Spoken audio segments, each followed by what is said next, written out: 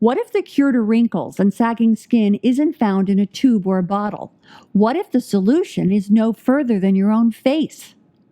Today's show is brought to you by Thrive Market, where you'll find healthy, natural, non-GMO, organic, vegan, raw, paleo, gluten-free, sugar-free, and non-toxic products from top-selling brands at wholesale prices. Thrive Market, healthy food made affordable. Get all the healthy energy you need delivered right to your door. This is Life Alysha, where we explore the connection of food, your mind, and your environment in reclaiming your health and vitality so that you have all the energy you need to feel beautiful, get stuff done, and enjoy your life. I'm your host, Kim Castle. Now, let's get juicy. Hello, beautiful. Thank you so much for tuning in today. Whether you're listening in from your walk or your lunch break or you're chilling out in a bubble bath, I am so honored to share this time with you and let you know what I've discovered about feeling great again and staying that way for the rest of your life. I'm navigating the waters of aging gracefully as I can, though some days it's more ungraceful than others, you know what I mean?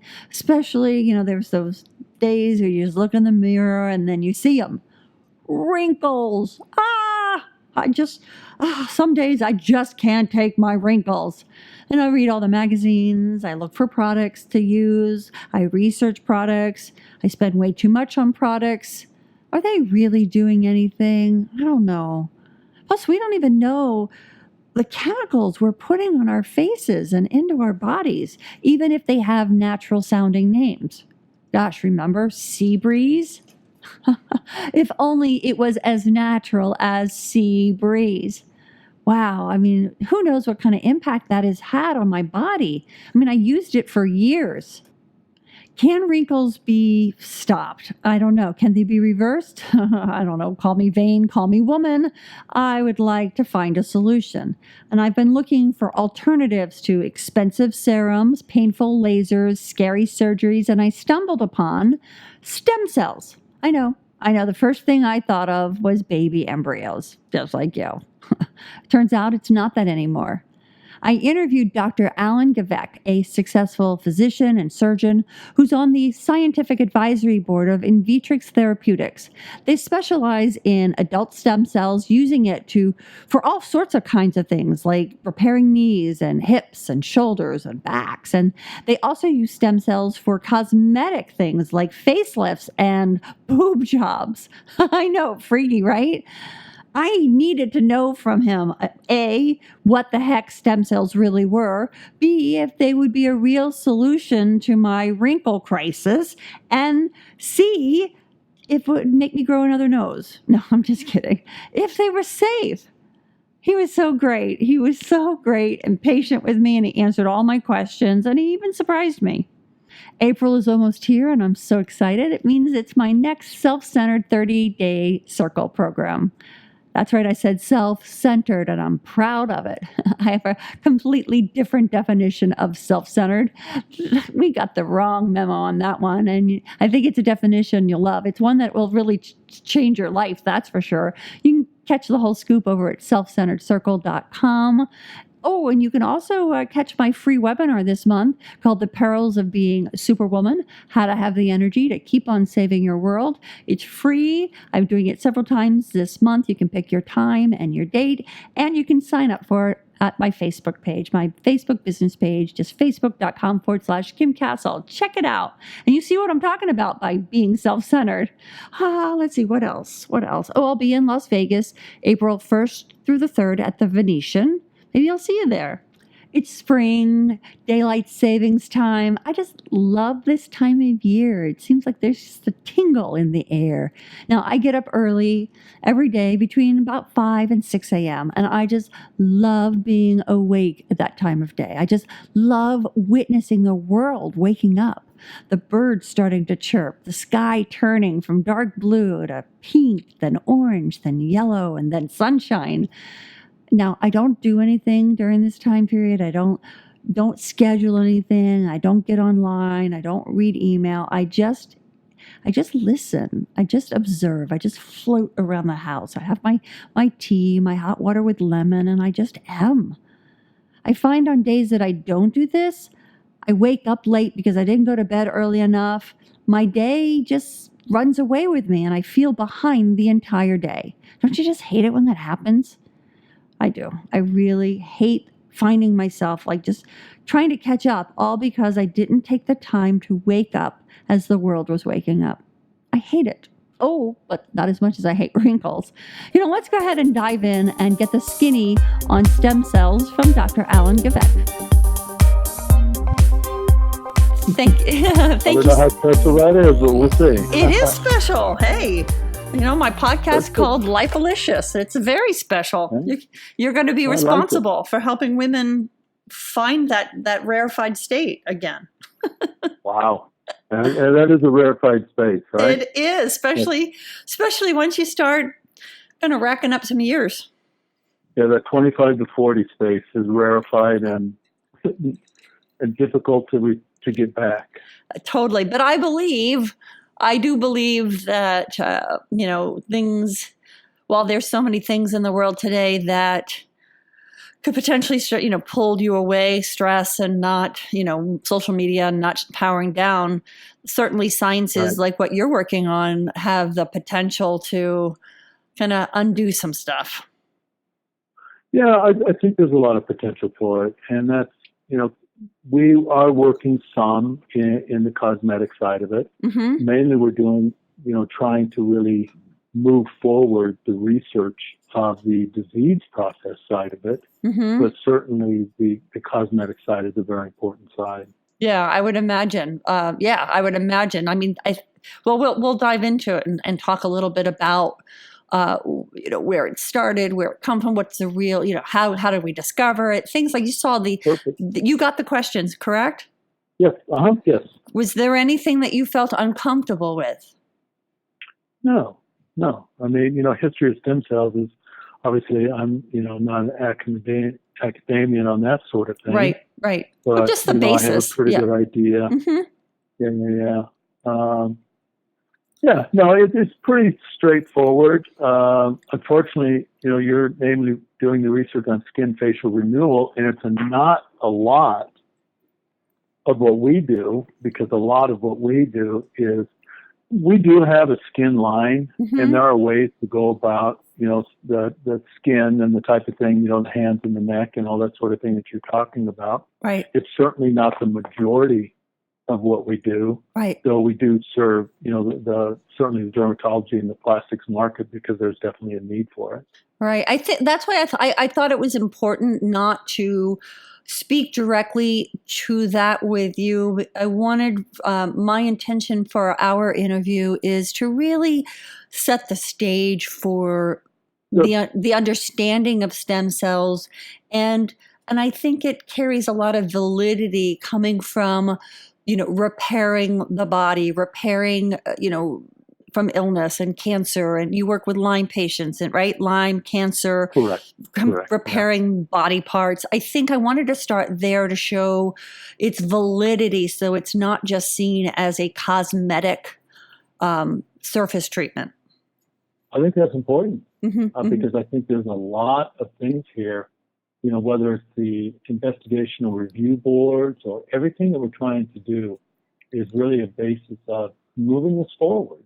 And there are obviously some areas that, cosmetics that people will tend to see lightly, mm-hmm. but it's kind of part of the process. It's certainly, there's a great interest in it. It's going to be used in those areas, so we might as well, there are people that are going to make products that will work for that. Mm-hmm. Mm-hmm. And we've been hearing about stem cells. I believe I've been hearing about it in skincare for at least 5 to 8 years, but I think it was not really at the level of what we're talking about human stem cells. I think it was like apple stem cells. Well, it's interesting because if you're asked the true question, are there live stem cells in skincare products? The answer is no. Yeah. There can't be. Because they don't survive in that type of product. Yep, exactly. But it is stem cell induced growth medium. So what happens is, the area around the stem cells, the growth medium where the stem cells were originally at, is in this product. And the theory is, and they've seen it work quite a bit, is it actually stimulates that tissue when it gets near that tissue and helps it. But it's gone way beyond that now with plastic surgery and dermatology. Mm-hmm. There are certainly applications you can use on a daily basis, which are really nice, the eye creams and that sort of thing. But if you're going for, the big blast, the quote vampire facelift, that's a whole different, cat. And there's a lot of advancements happening in that. I mean, probably more in the last 6 months than in the previous 10 years. Wow. I mean, it's moving so rapidly. Wow. Well, that's why I'm really excited about sharing this with my community. I think it'll be fun. Great. It'll be fun. We'll get a lot of historical research on it. Great. And a historical basis, because I think that's where it's important. Mm-hmm. This is not a one, cure-all or one-fits-all for everybody. Right. Everybody's got a little bit different needs in this sort of thing. And that's probably one of the biggest things that we do, because I don't classically practice with stem cells. Mm-hmm. I started a company that actually does the sales training and the marketing and the sales for a stem cell lab. Right. I just had to get significantly up to speed on this, because it's moving so rapidly. It's unbelievable. Yeah, it's really a new frontier. And I think being in sales and marketing, you have to get way out in front of it. I mean, in a sense, you're an astronaut, Exactly. I mean, it's because, the old saying is, for those that believe, no words need to be said. Mm-hmm, But for those who don't believe, not enough words could be said. Absolutely. There are two fronts out there. Doctors that are like, oh my God, we've been waiting for this to happen. We'd love to be involved with, with the research board and, really moving this forward. And others are, you know what, we need to sit back and wait. We don't think it's ready yet. We think it's voodoo. There's not enough research. Yeah. Well, this is the only way we get research. Yeah. And I think that, and I think the issue is, typically medical, the AMA type of medical is already 7 to 15 years behind, what's out at least, you know what I mean? So and they're reticent to make those changes because they're kind of, in a sense, stuck in the system, the way the system is allowing them to move. I used to think it would just be old school guys who didn't want to because they think the stem cells are going to take them out of their way of practice. Oh my God, I don't want people having stem cells. I won't have any patient population anymore. Mm-hmm. But it's across the board. Yeah. And that is absolutely not the case. Yeah. So, it's across the board. I see young, I see old, I see all sorts of people that call me on a daily basis that are either, oh my gosh, a practitioner has been in practice 30 years saying, I've been waiting for this. We've been really looking to try to help our patients. And other young guys who just say, no, it's just not there yet. You have to give me a lot more proof. And I'm like, that's fine. That's why we do this, because if we can move this forward and advance the science with investigational research boards, now we can get something done. Yeah. Yeah. So you really are on the cutting edge. You are an astronaut in a new frontier. A new universe, whole new universe. But you're trained as a doctor. Is that correct? Yes. How old were you when you first realized that you knew you were going to be a doctor? I wish that was a great classic example, but it's really not. I grew up in a small farming community in Nebraska and just knew from a young kid that I could not live in that environment, so I wasn't going to be a farmer, and that I needed to, be out of there. So I went to school really just to get away, and I ended up going to business school, for a business degree, which afterwards I worked as a stockbroker, was not happy, but for many years I had also worked in the modeling industry, and my photographer's husband happened to be an orthopedic surgeon. And he let me observe one of his cases when I was about 22 years old. And that's when I fell in love. I'm like, this is it. How do I do this? And he advised me, he said, you'll never get into medical school with a bachelor's degree background, in business administration, you need to get into science. So he advised that I go to physician's assistant school, PA school. So I did that. I worked as an orthopedic physician's assistant for a couple of years. Then I applied to medical school. I went to medical school from then. So actually, I didn't even start medical school until I was 29. Wow. Wow. But I think that's a really great balance between, your understanding of business and, your passion for being a doctor. It's really what's put it together later. Early on, I used to think, did I waste those years in business and that sort of thing and medicine, and now I'm doing this. But I realized later on, it was all just stepping stones, getting to the point in life where I can really probably be the most effective at what I am today. Yeah, I believe there's no misstep. It's just us catching up with it. I agree with that. So, you have an extensive history as it's podiatry, right? Podiatry Sure. and a surgeon. How did you branch into like stem cells, which, on one hand might seem, like a completely different direction? How did you get into stem cells? Well, interestingly, even in the earlier years in podiatry, when we were doing a lot of wound care, they were coming out with products to try to, heal ulcers and that sort of thing, new skin and these sorts of things back in the day. But that really wasn't my entrance from podiatry and surgery into stem cell. It was a little more circuitous, kind of like everything else in my life. I had been practicing for about 13, 14 years when my daughter at the age of 14 had got signed by Sony Music as a songwriter. So her and my wife moved to California. I stayed in Arizona with my son so he could finish high school. And at about that time period, I kind of put out the word that in a couple of years when my son finished high school, I was going to probably be moving to California. And I had somebody make me an offer to purchase my practice, which I then sold. By selling a practice, I now had a business non-compete. So I had to look for something else to do until what I figured is I would move to California when my son graduated from high school, and then I'd probably get back into clinical medicine. And as I looked at different things, I saw stem cell was pretty much in its infancy in 2005, 2006. So I started working in cardiac, pacemakers and defibrillators.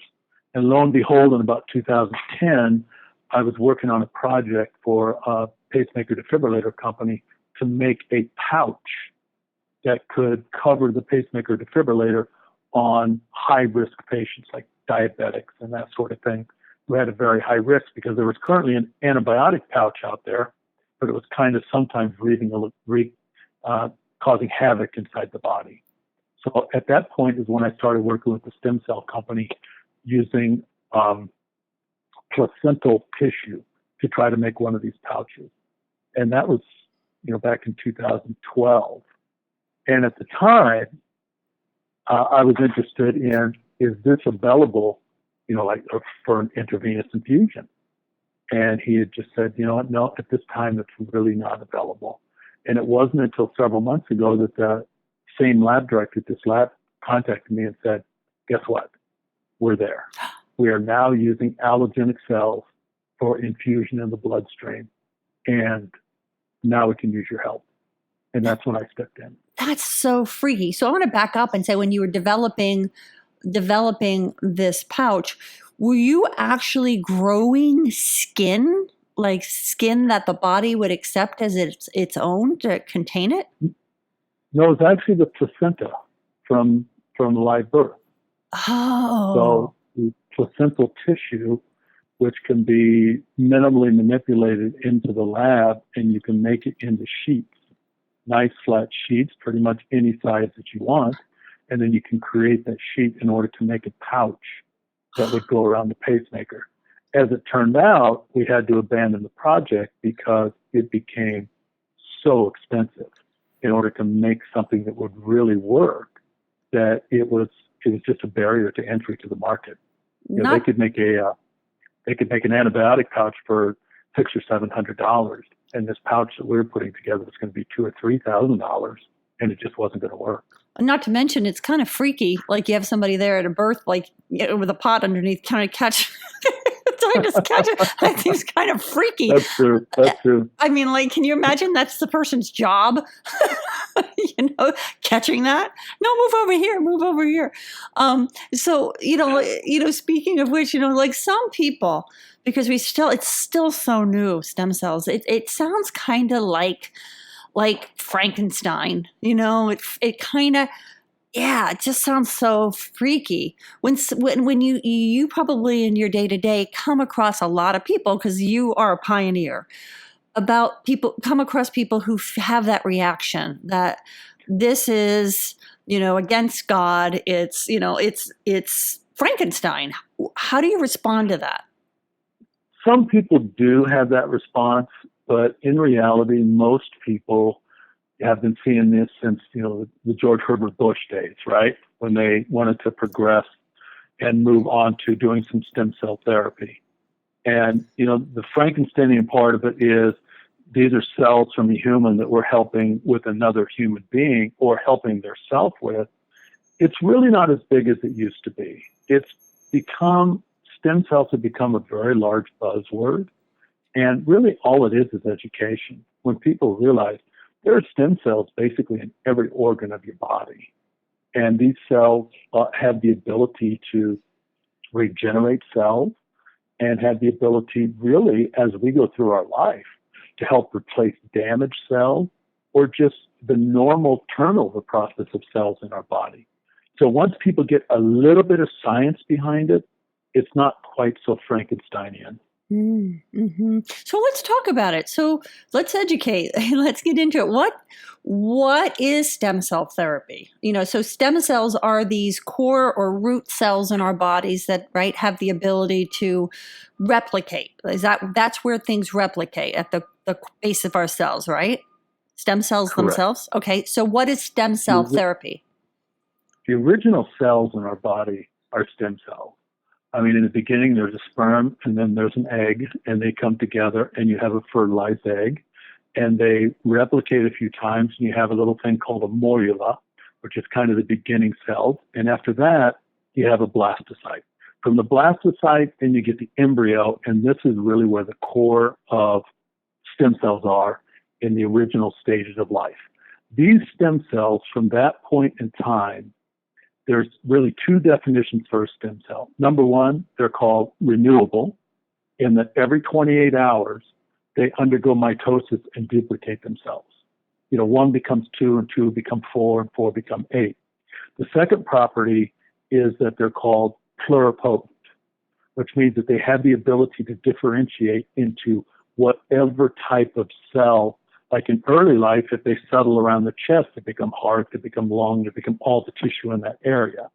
But pluripotency is the ability to differentiate into a cell in its own environment where it's currently located. Wow. So stem cell therapy is basically using the stem cells, either of your own body or from somebody else's body. And that happens in several different ways, but really putting those cells into your body and allowing them to do what stem cells do.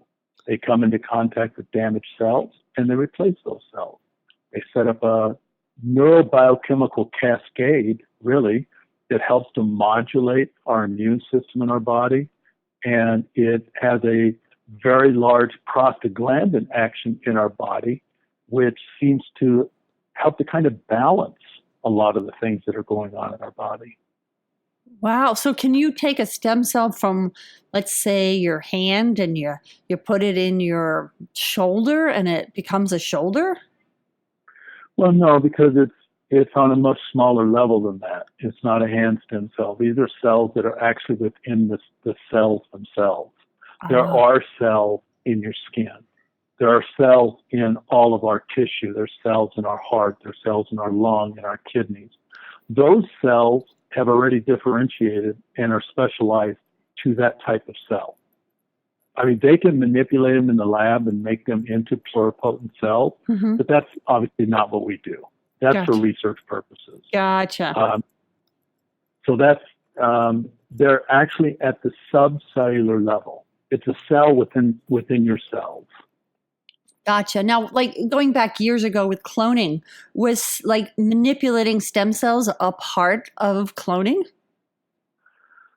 It probably was, though I'm not really that up Gotcha. on what they did on the cloning. Gotcha. So let's talk a little bit about, the history of stem cells. I know, like you were just saying, it's, relatively new, let's say 5-10 years, really realistically in the United States. But hasn't it been in Germany and Europe for longer than that? Ironically, the first stem cell implants actually happened in the early 1960s in the United States. In the 1960s? Wow. In the 60s, but people didn't call it stem cell, they called it bone marrow transplant. Oh, I've heard of that. Exactly what it is, right? For leukemia, they started doing bone marrow transplants. Now, as far as stem cell as we know them, they've been throughout the world for many, many years, but it's been slower coming to the United States because we have very strict FDA guidelines in the United States. So consequently, people that really saw the big potential for it went to other countries and really worked on it, really worked on the research, and did a lot of work on it until there was enough proof that they could bring it to the United States and we could start to use it here.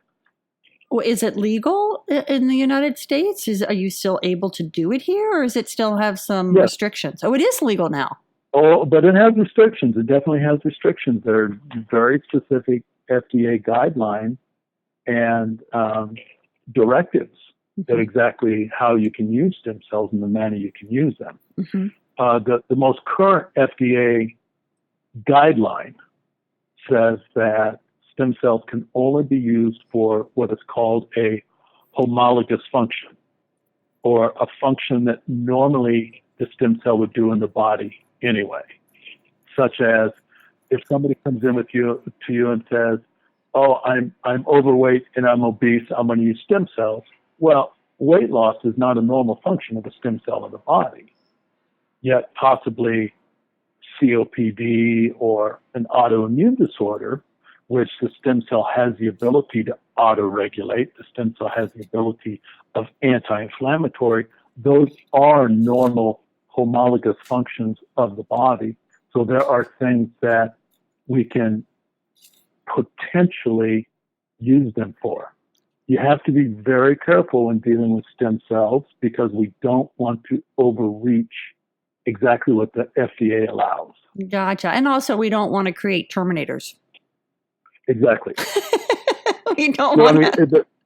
Well, the terminator is you start talking about treatments and therapies and cures with the FDA, and it's going to be over for you. Yeah. And it's going to hurt this industry tremendously. Yeah. Because we know there's potential. There's a ton of anecdotal evidence, but we need institutional review board evidence that shows this is how the cells work. Gotcha. So is it legal? Yes. But not as a treatment, not as a therapy, not as a cure. If in association with your doctor and with full knowledge of everything about the industry, people have the option to say, I would like to try that therapy because possibly it could help me in whatever my disease process is. Is it natural? It's 100% natural. We're talking about the original cells in our body. The stem cells one of the forms of stem cells that we use comes from umbilical cord blood. Mm-hmm. I mean, these are the original cells in our body. Now, also, these cells are in our bone marrow in very high concentration, as long as you're a healthy individual, and in our adipose tissue, and our fat tissue, in high concentrations. Again, as long as you're a relatively healthy individual. Right, right. Is that still done? So when you're dealing with stem cells, because in my research, I can't, like you said, there's the adipose cells, which are from fat, and there's also, what is it? Is hematopoietic? How do you say it again? Hematopoietic. That's in the blood, right? So correct. Let's talk about it. So you get those are the primary areas for stem cells? Yes. Yes, and this is one thing we have to be clear about. We do not, this is one of the myths that people think differently about. We do not use anything from an embryo. Mm-hmm. What we use is from umbilical cord blood of a healthy live birth baby, or you can draw it from the bone marrow, typically from the iliac crest of a patient, or you can get it from the fat cells, the adipose tissue Mm-hmm. of a patient. Those are the three most common areas that you can get it for generalized use. Once the bone marrow and the adipose tissue are removed from the person, then it requires an enzymatic process to actually remove the stem cells from that red blood cell, from that bone marrow cell, or that fat tissue, that adipose cell. And it's a fairly complex process. And then once you remove that, then you have the true stem cell. And you can work from that. Or if we use umbilical cord blood, it's just taken to a lab. Enzymatically, the stem cells are removed from the red blood cells. And you have your basic undifferentiated mesenchymal stem cells. Is it different whether you get it from an umbilical cord or the fat or the blood? Is the stem cell different, and does it behave differently in the body? Those three tend to have pretty much the same types of functions in that they're from the mesenchyme, which is connective tissue from the body, whether it's from the blood or the fat or even the umbilical cord. They're fairly consistent. The other types of stem cells are stromal, or from the actual organs themselves. They tend to be very specific. If you're going to take stem cells from your heart, they're basically already fairly specialized stem cells that only function within that type of tissue. It sounds so fascinating. It really Is one stem cell better than the other for different uses? Like, for example, you were saying helping with autoimmune issues, or I know you work with Lyme patients and cancers. And then we were talking a little bit about, more lighter versions of using it, like rejuvenation on the skin and hair. Is one better than the other for the use? Many times it just is really ease of use. What we're finding out now is the most common way in the last several years was to take somebody's bone marrow and extract the stem cells, or take somebody's adipose tissue and extract the stem cells. And that was really the easiest way to do it. Now, with the onset and the availability of umbilical cord blood cells, Mm-hmm. you can use them for all of those processes. However, if you're going to be doing it for cosmetic purposes, it probably makes most sense in many instances to actually use some adipose tissue, if somebody has adipose tissue, in order to use for fillers and that sort of thing, with the stem cells added to it. Why is that? Just because you get the plumpness from the fat in that new location? If you remove the fat cells from somebody's body for a dermatological or plastic surgery application, you can then remove those stem cells from that fat tissue, bathe the fat tissue in the stem cells, put them in as that filler, and as long as there is a good blood supply to the area, that tissue will actually grow in that area and will be like a permanent filler with very, very little change over time. Wow, that's fat. Because I've been hearing about like fat transfer for years, but you'd always hear that it would not be lasting. It would last for 2 years and then, it goes away. That was before they realized they had the ability to actually remove the stem cell from inside the cell and put the stem cell on the outside of that tissue. And then when it's placed in the body in areas that have really good blood flow around the eyes and the face and those areas, they tend to stay fairly well. Wow. And is the results like lasting, or is it kind of sensitive to normal aging again? It'll just kind of go through its cycle again. Well, they haven't been doing it that long. But for the years that they've been doing it, where people have actually been actively removing the stem cell from the cell and then putting them together and putting them back in, they've had very long-lasting results. But I think time is going to tell how long that lasts. Mm-hmm. What happens? So let's back up and say, what happens when you inject stem cells into the body, whether it's from these different kinds, the blood or the fat? How does the body react? Is there trauma? Does it say, whoa, what are you doing to the picnic? Like, what happens? There actually isn't. One of the foremost in stem cell therapy in the United States is Dr. Arnold Kaplan from Case Western Reserve University. And he talks about it in that when these, what we call MSCs, mesenchymal stem cells, are injected into the body, the mesenchymal stem cells have a massive biomolecular reaction inside the body that sets up what he calls almost a protective shield around it, so that the body actually doesn't recognize that they're not from your body. Some of them term stem cells as immunoprivileged, in that it does not set up a reaction, an allergic response, which sometimes if you're to take somebody else's bone marrow and put it into your body, if they're not a close enough relative or they don't match you close enough, you could have an allergic reaction, which they call a graft versus host disease.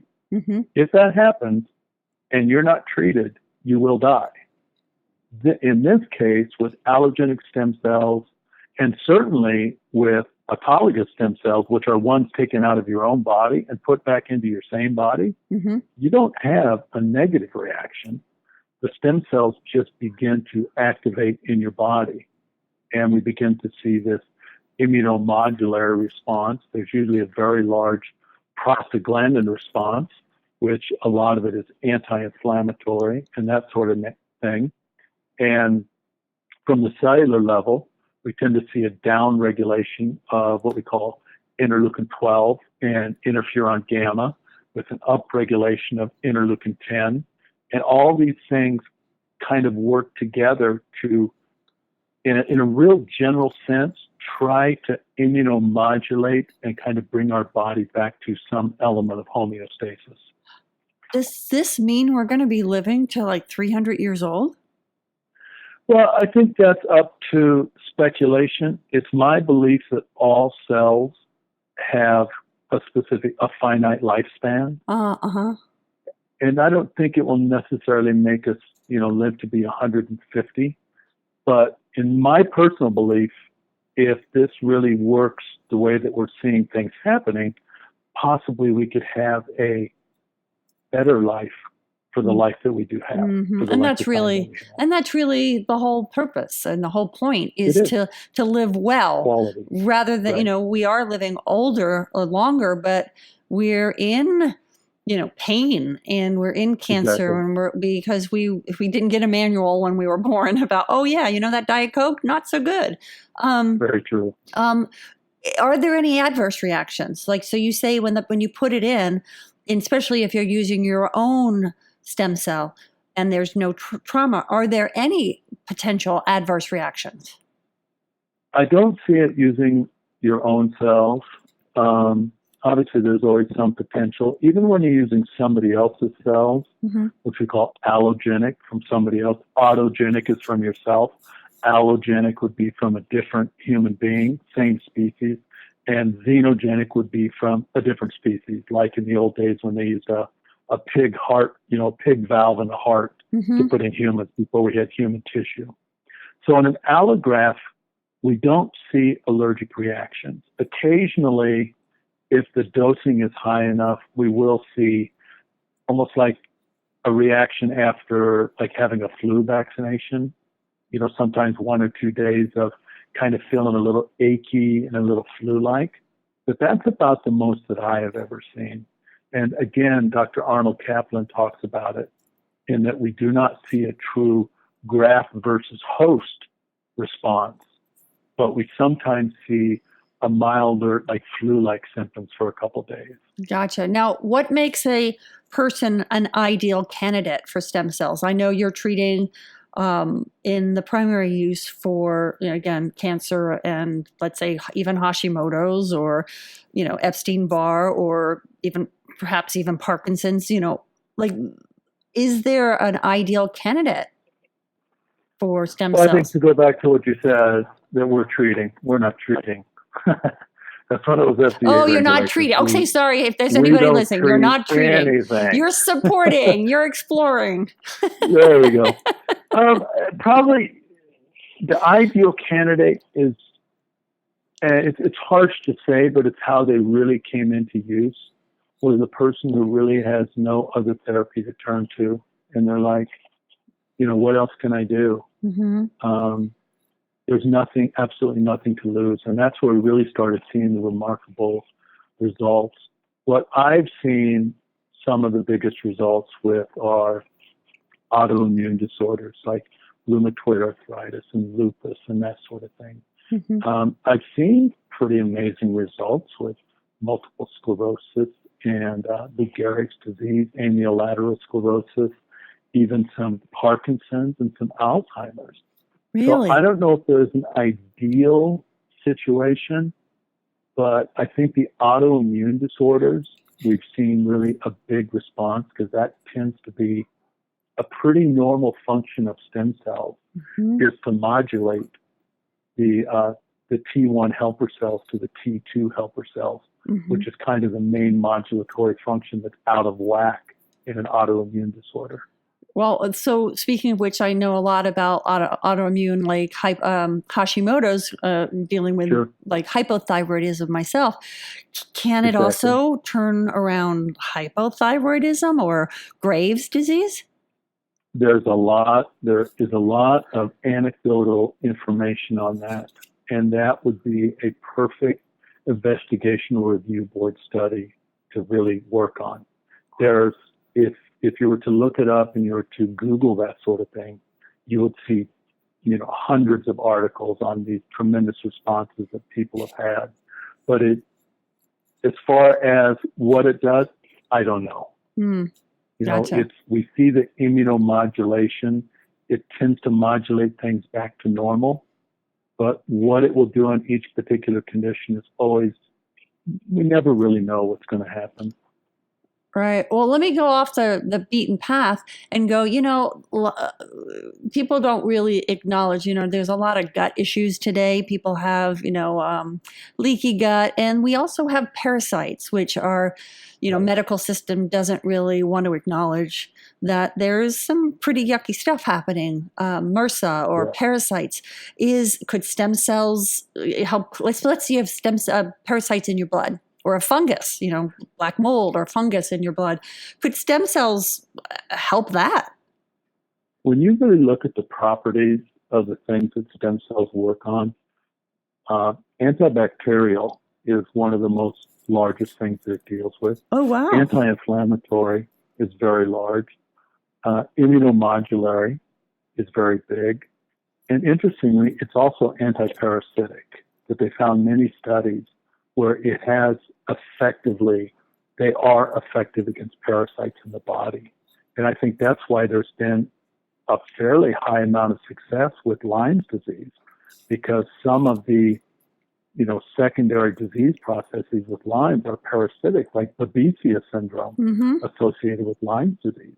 And they're seeing that they know as a fact that stem cells are very potent against parasites. So I think there's a lot of things that it can help. How long does something like that take? I guess it depends on how acute it is.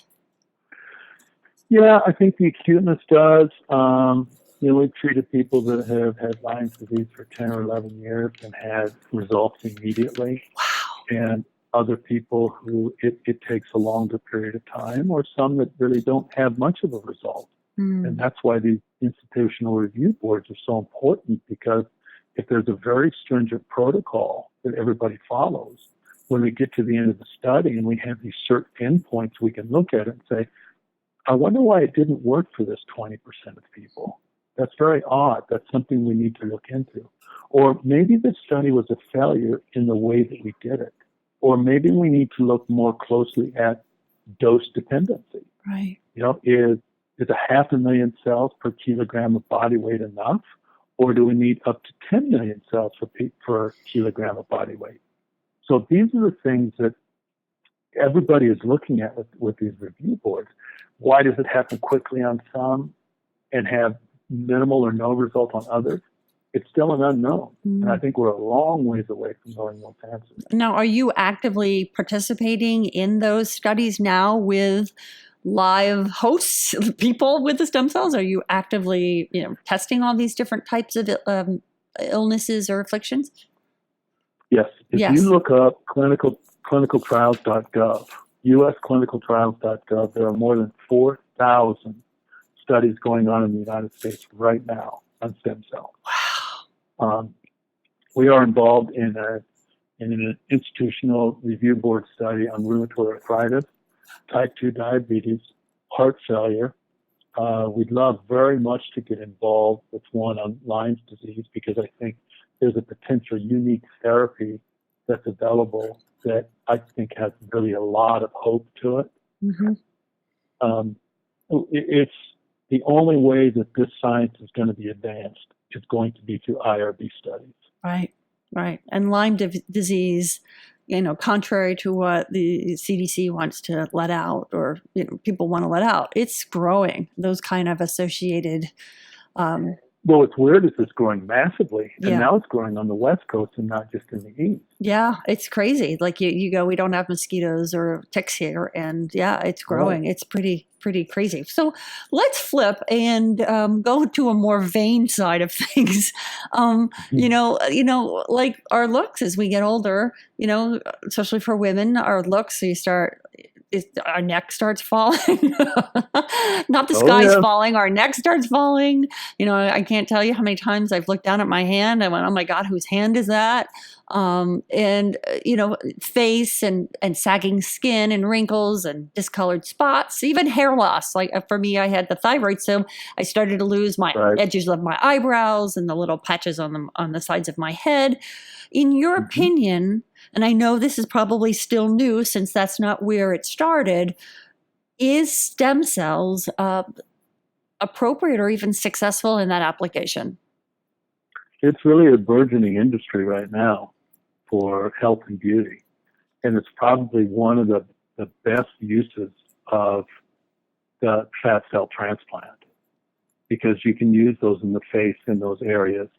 As far as the cosmetic side of it, for putting on your eye cream at night and that sort of thing, there have been products out for many years that have been plant stem cells, and now they have that from human stem cell, and obviously the stem cell is not alive in these product lines because it couldn't be. They're held on a shelf, but they say that it is stem cell derived growth media that is in these products.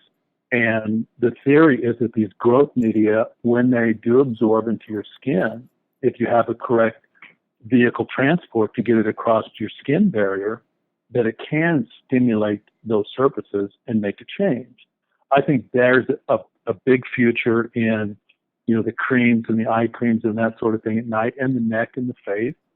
I've seen many examples of, the melasma, the changes in melasma, because it helps overturn the cells for, the hormonal changes later in life. But I think a lot of the facial and hand stuff, there's a lot of testing going on. I wouldn't say testing, but many of the cosmetic clinics are doing the fat transplant even into the hand, into the top of the hand. Wow. And it's actually pretty amazing. I hear angels singing. Yes, it's pretty amazing to see the results, what they're able to do with the fat transplant aspect of that. And I think plastic surgeons are really learning by leaps and bounds what they can do, what kind of success that they can expect when they do these procedures. So when you were saying, so you're like in that application, it doesn't necessarily have to be, growing stem cells in a dish and putting those stem cells in the body, that there could be media that you could apply to the skin, put in some way, get it past the outer layers of the skin into a deeper layer, and that itself could actually cause your own stem cells to generate or expand. Your own cells. That's what they say. I mean, that is the theory behind it, that all these cosmetic companies, L'Oreal, all of them are jumping into this both feet, first, because they want to find out what can actually make that change. Can it actually stimulate that collagen layer to thicken up again? Mm-hmm. Because that's principally the reason we see the sagging skin, is because collagen tends to fade with age, Mm-hmm. sun damage, all that sort of thing. So if it's this type of growth media around stem cells that can actually absorb into your body, the theory is they can get into these collagen areas and actually cause them to thicken up, thereby seeing wrinkles going away and that sort of thing. As far as I've seen in the hands and growth lines and stuff, that's been doing a liposuction and actually injecting it into the hands in order to kind of fill that space up so they don't look quite the same. Right. Does it hurt? Depends on what you're having done. If you're having it infused intravenously, no, it's like having a simple IV over the course of 20 minutes. Uh-huh. If you're going to have it for, maybe rheumatoid arthritis because your joints are hurting, a knee injection's not so big, a hip injection's a little bit more. Mm-hmm. Mm-hmm. The facial stuff, I can't speak to that because I've never been through that, but I have to believe, sticking a needle in your face is probably not quite a party. Better than in your eye, right? Probably better than in your eye. Yeah. Yeah. So it's just the insertion of the media into your skin is not the thing. Exactly. It's just the transfer of, poking your skin. Sure. Right. And you're going to expand some areas, right? If you're putting it into an area that you're going to have a filler, you're going to expand that tissue. And when you expand and put something in there, it's obviously going to be uncomfortable. Yes, sensitive. So it may not hurt, but it'll be, certainly you'll know that it's there. You'll Something's definitely been know done. somebody's sticking it. Yeah, yeah. So what kind of results, again, sticking from, clearly it's all still in trials, and I'm just looking at like suppositioning from a cosmetic standpoint. What are some of the kind of results? And I know this is not your area, so if you don't feel comfortable answering, I understand. But what kind of results can somebody really expect with stem cells? I mean, do you become 13 again? I think that really comes down to the skill and the application of your plastic surgeon or your dermatologist who's doing it. The results have been anywhere from magnanimous to disastrous. And that's kind of the way it is with everything. There was a case in Beverly Hills of the woman who was having stem cells put into her face, and they were putting a filler under the eye, and it touched the orbital bone under the eye. And 6 months later, every time she blinked, she could feel it clicking in there. And they took an x-ray, and sure enough, because it had scratched the bone, what a stem cell does, it creates tissue where it's been introduced or where it's necessary. So it actually created bone in that site. So I think your results can be A to Z. And it's really, a lot of it's dependent on, the operator who's really working on you and doing it. But I've seen results that are spectacular and results that were like, I don't even know if I can tell the difference. Wow. Or like you said, all the way to like growing another limb.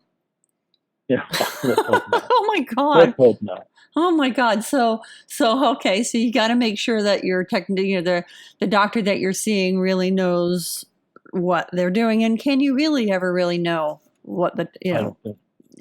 Yeah. So it's still, so it's not Frankenstein, but in the wrong hands, you could certainly accidentally meet Dr. Frankenstein.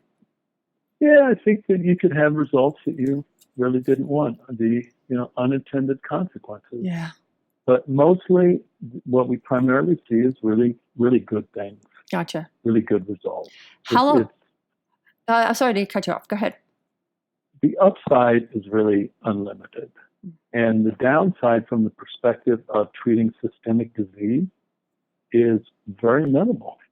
It's primarily, the cost of it, but there's really very little downside to the comparative potential of the upside of how positive it really could be. How long does it take to see results?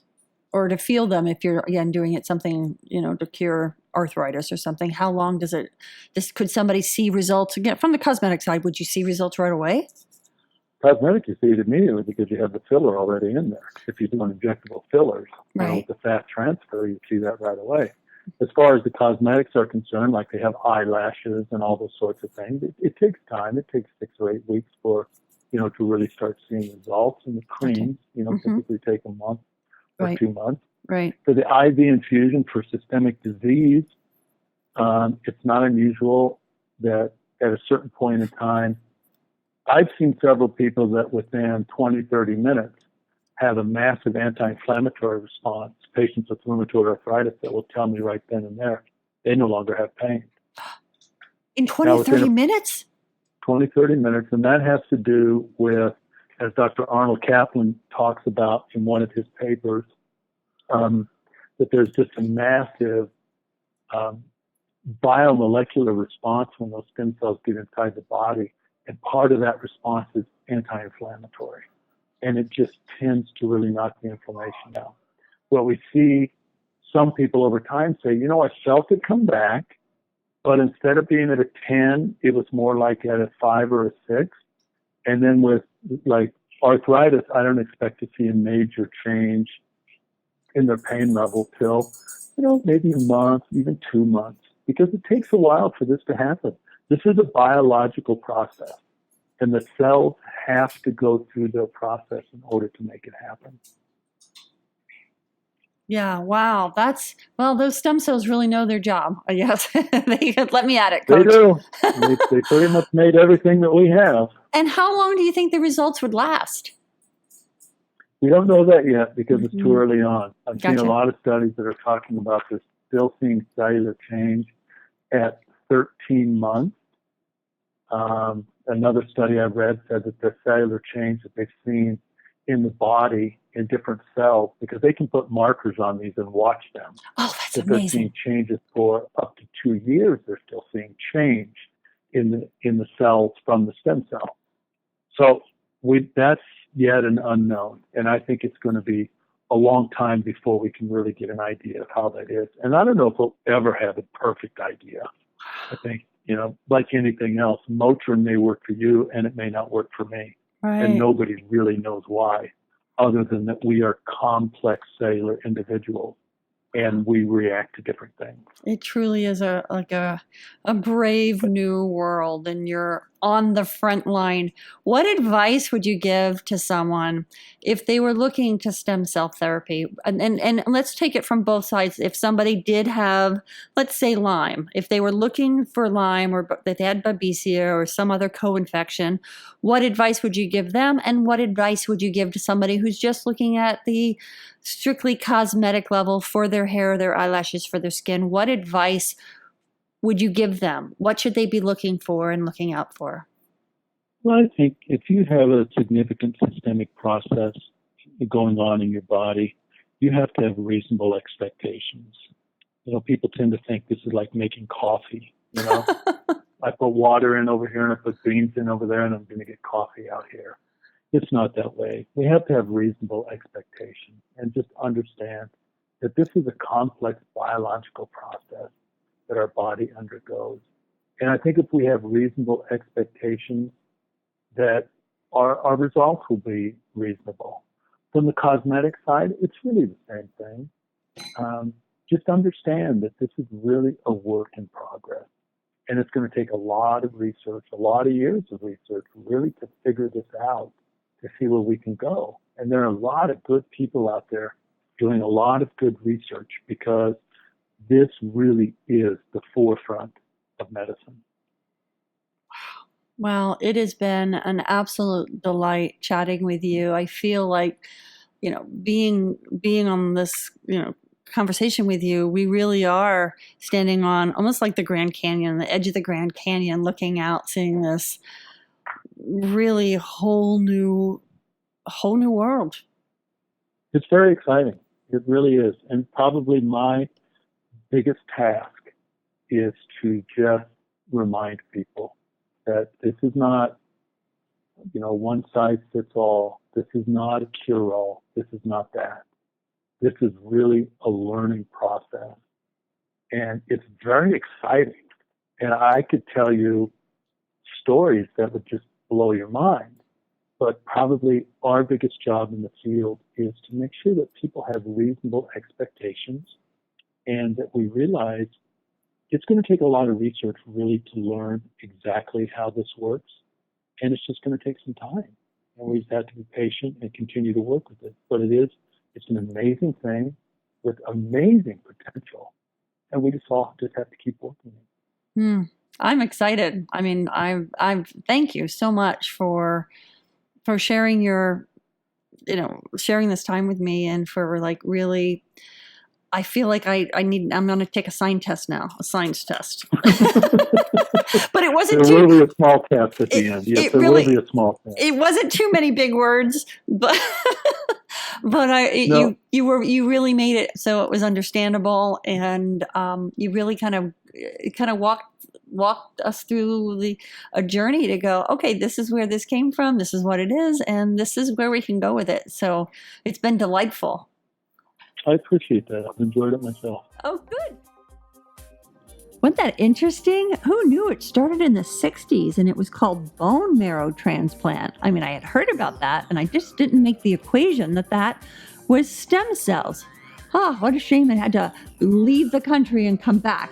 Well, fortunately, it's back now and it's being used to heal all these different things. And, it's a good solution to rejuvenating your face and getting rid of wrinkles. And, I have to be honest, I wasn't sure how the interview was going to go. I mean, I hadn't interviewed a doctor or scientist like that. I wasn't sure if my jokes would put him off or have him not take my quest to remove my wrinkles with stem cells seriously, but he did, and he was wonderful, and he made me feel comfortable about it. I mean, so comfortable that I want to explore it more. more. I mean, this could really be something. This could really be a lasting solution, natural solution. So I'm going to find a doctor that does stem cells for rejuvenation, and I'm going to find out more. I hope you'll tune in for that interview. That's it for today. Thank you so much for joining me. It's been a delight to share this time with you. And, what a gift.